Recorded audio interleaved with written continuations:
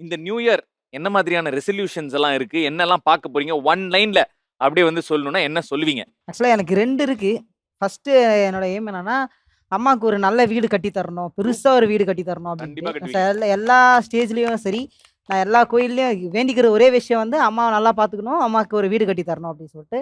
2வது என்னன்னா, என்ன நானே நெறைய லேர்ன் பண்ணிக்கணும். ஸோ ஆக்டிங்காவும் சரி, சிங்கிங்காவும் சரி, ஸோ இப்ப பேசுறதாவும் சரி, யார் மனசும் ஹர்ட் பண்ணாம அப்படி பேசாம லேர்ன் பண்ணிக்கணும். ஷாலினி சொல்லுங்க உங்க மேனிஃபெஸ்டேஷன் என்ன? என்னெல்லாம் எதிர்பார்க்குறீங்க? எப்படிலாம் ஆகப் போறீங்க அப்படின்னு நீங்க உங்களையே பார்க்குறீங்க? இல்ல நான் ஆக்சுவலி வந்து ஒரு சில விஷயங்கள்லாம் ரெஸ்ட்ரிக்ட் பண்ணிக்குவேன் நான் என்ன. அத ரெஸ்ட்ரிக்ட் பண்ணக்கூடாது.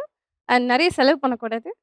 அண்ட் ஃபேமிலி கிட்ட கொஞ்சம் டைம் ஸ்பெண்ட் பண்ணணும். டைம் ஸ்பெண்ட் ஆ. சூப்பர். கரியரா இங்க இந்த ஒரு இடத்துக்கு போணும் அந்த மாரி? இருக்குது. நெறையா இருக்குது. ஒரு விமன் சென்ட்ரிக் மூவி பண்ணணும் அப்படிங்கிறதுலாம் என்னோட மேனிஃபெஸ்டேஷன். கண்டிப்பா. ஸோ கண்டிப்பா வந்து அலப்பற கெளப்புறோம். Thank you. உதயா. இந்த இயர்லேருந்து என்னன்னா, கடந்த வருஷமா கொஞ்சம் ஸ்ட்ரகிள்ஸ்லாம் போராடிட்டு இருந்தேன் இண்டஸ்ட்ரியில வரதுக்கு. ஸோ இப்போ தான் அது ஓப்பன் ஆகி வந்து இந்த டிசம்பர்ல தான் வந்து நடந்திருக்கு. ஃபர்ஸ்ட்டு வந்து ஹீரோவா படம் பண்ணியிருக்கேன். ரிலீஸ் ஆயிருக்கு. ஸோ அதே அடுத்து இன்னும் 2 மாசத்துல இன்னொரு படம் ஹீரோவா ரிலீஸ் ஆயிருக்கேன். இன்னொரு படம் கமிட் ஆயிருக்கேன். இந்த மாதிரி இன்னும் நல்லா ஹீரோவா, ஒரு நல்ல ஆக்டரா ப்ரூவ் பண்ணணும்னு இது பண்ணிட்டு இருக்கேன். அதுக்கப்புறம் எனக்கு வந்து ரொம்ப நாளா ஒரு பிரச்சனை இருக்கு.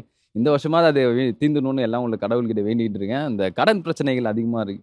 ஸோ அதனால அதுலேருந்து வெளியே வரணும்னு இருக்கேன். கண்டிப்பா வந்து உங்களுடைய பிரச்சனைகள்லாம் தீர்ந்து, நீங்க நெனைக்கிற மாரி ஒரு பயங்கரமான ஹீரோவா என்ட்ரி குடுக்கறதுக்கான வருஷமா இது அமையும்.